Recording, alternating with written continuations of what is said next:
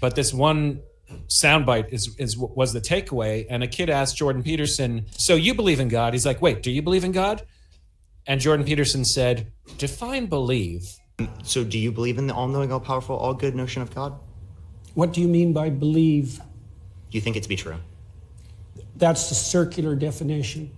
And that, of course, was the viral moment because it does admittedly seem a little absurd. I just think it's a very superficial understanding of Jordan Peterson and what he has to say. That's not a good faith response by Jordan. He wants to grift on the benefit of talking about Christianity and defending Christianity without actually being a Christian, right? He doesn't seem to believe in God or any of the tenets of Christianity, but he wants to extol how wonderful it is. And then it's such a slippery response to say define belief. I just don't think it's in good faith. Why would he make that response? And the answer is he's not a Christian.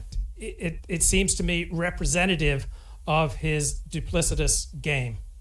I can't imagine that any Christian would answer that interrogatory, "Do you believe in God?" in the fashion that Jordan did. No, probably not. And I think that's the reason why it went viral, because it appears to be that. I think if you're more familiar with his work, then you would know that Jordan Peterson has a very complicated relationship to Christianity, which is not, I disagree with your characterization that he's kind of like cynically using Christianity as a way to connect with his audience. Well, complicated is a euphemism. He is not a Christian by any standard normative definition of Christianity, but he still wants to tap that audience. He still wants to be identified with it, but he's not a Christian. It's not complicated. He is not a Christian. He does not believe in any of the tenets of Christianity. Now, you can be a Jew and not believe in anything, because Judaism is a tribal identity. You get it simply from being born of a Jewish mother. But to be a Christian, you have to affirm some things, and Jordan Peterson, in good faith, cannot affirm those things. It's not complicated. He is not a Christian. I admit that it shouldn't be, and that it looks weird, and that if you are a Christian and someone asks if you believe in God, you would just simply say yes. And if you're not, you would think that you would just say no. If you asked me, I would just say no, and I wouldn't have any kind of agonizing response. But two things. Number one, he's written 2 books analyzing the Bible to the extent that he clearly feels that there's some extremely important significance to the Bible in some kind of metaphorical or symbolic way, which is well above and beyond what most kind of not especially committed Christians might see. And so he seems to have some kind of mystical belief in archetypes and myths that go beyond just a casual interest. And so that's why I say it's complicated, that in his mind, it's so complicated that he just doesn't even want to answer the question. And if you would ask someone at a party about their religion and they're just like, "I don't want to talk about it," then it's like you would drop it. But in this context, it was certainly a fair question because it was literally a debate about Christianity. Right. He will extol the virtues of Christianity. But you ask him if you believe in God or you believe that Jesus was resurrected from the dead, and he will go, "Oh, that's complicated." And so I was listening to that Curiosity Porn podcast. It did a 2-parter with a Professor Jerry Muller, who wrote a book on the tyranny of metrics. And he noted in this conversation that many public intellectuals will shift their views, or will shift their presentation of their views to follow their audience. And he named Jordan Peterson and is it David Lindsay? Both people who were atheists. James Lindsay. James Lindsay. He noted that they both essentially followed their audience to, tell their audience, who were dominantly Christian, much more of what they wanted to hear. And think about the rewards for Jordan Peterson associating himself with Christianity. He then aligns with the vast majority of the people who are predisposed to him, and he gets to tap into something that will receive a lot of revenue, a lot of applause, a lot of love and status with that in-group by associating himself with the beliefs that most of his real audience and potential audience already holds. So in the face of those overwhelming incentives, and how it's very clear that he doesn't believe in God and he doesn't believe in any of the traditional Christian tenets, but wants to abstract them into archetypes and metaphors. It's just, I find it a distasteful grift. Yes, and again, I get how it would seem that way, but I would suggest that based on his writing, that it couldn't be that he just recently found this interest in Christianity. It must be that he's been studying this his whole career. It must be that. And like he enjoys Carl Jung, for example. And I don't know if you've read any Carl Jung, but that's probably where Peterson gets his interest in all the archetypes. And I could read you some from his new book, which is We Who Wrestle with God.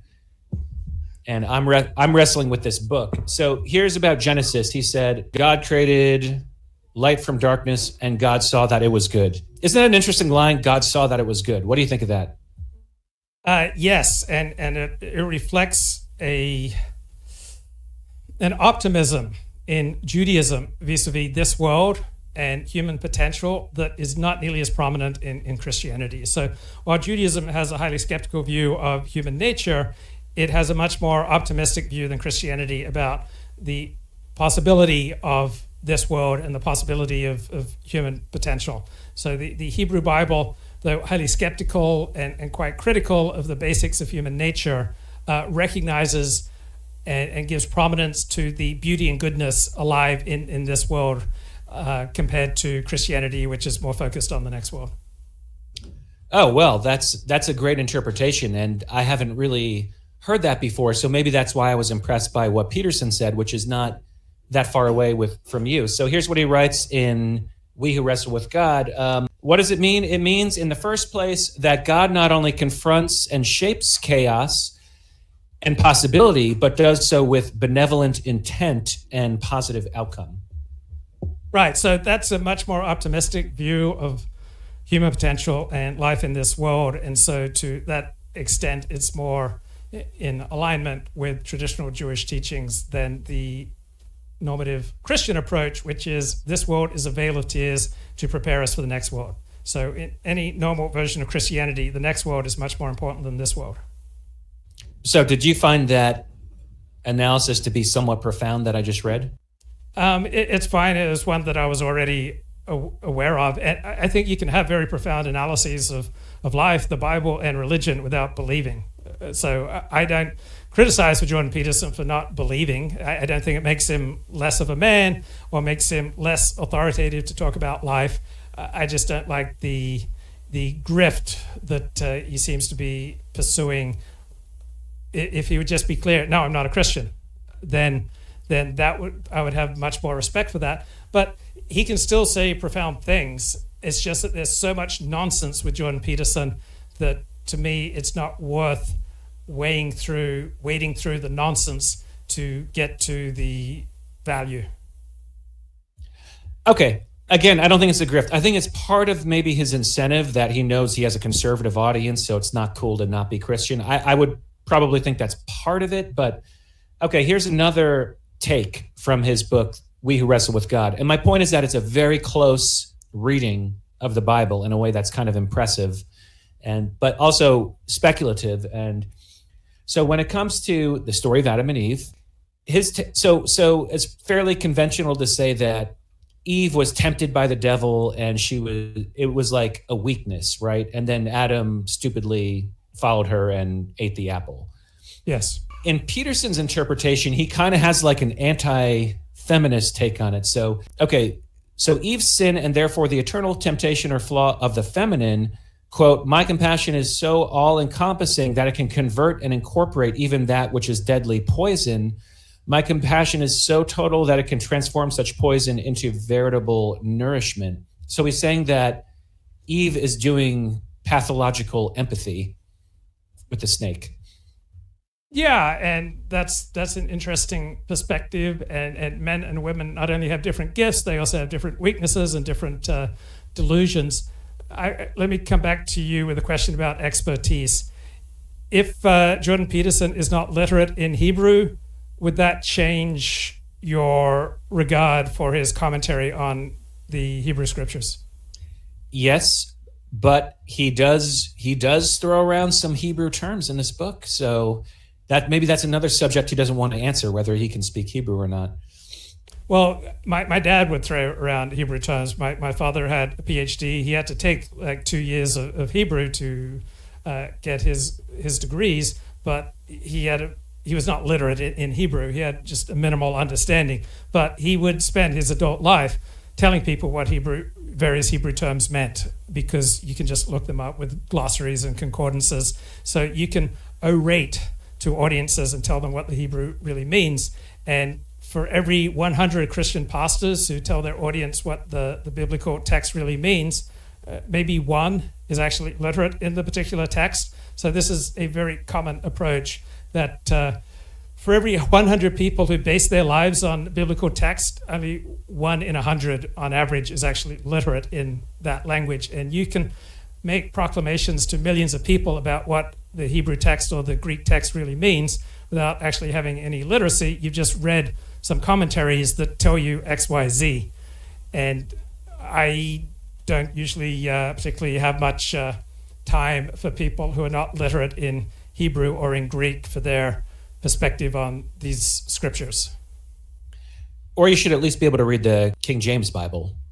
No, there's no expertise with reading the King James is just another translation. A person does not have any expertise to talk about texts that they're not literate in. They can use the text, and I would talk about text, but I don't have any expertise. And so one should be honest, right? If Jordan is saying the Hebrew really means this, but Jordan is not literate in the Hebrew, he should make that very clear. Otherwise, he is posing as having a degree of expertise that he does not have.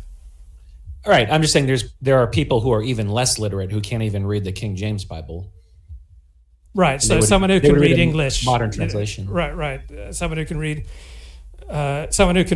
is likely to have more expertise than someone who's unable to read.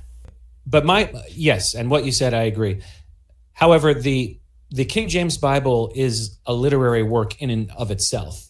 Even if you can say, oh, like you might have mistranslated something, just look at it almost like Shakespeare. Just the way it is written is quite beautiful, above and beyond the debate about the point, which I concede, that you should probably know Hebrew or Greek to be a real Bible scholar.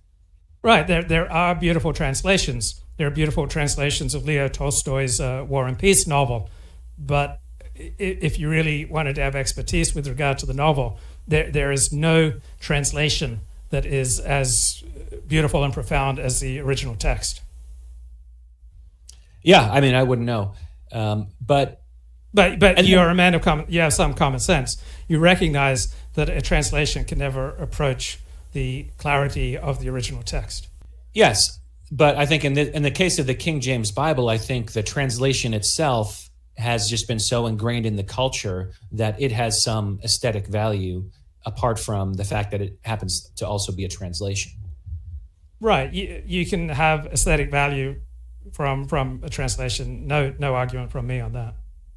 And just a final point, the thing that Jordan Peterson said about Eve, I was like, that's really interesting, but I don't remember that. That's not familiar to me. So I went back and I read like a little part of Adam and Eve in the Bible, and there's nothing about Eve as being empathetic to the snake. So again, it's quite speculative. I don't think Eve had pathological empathy. I think she just like ate the apple. She said, okay, I'll eat it. That's it.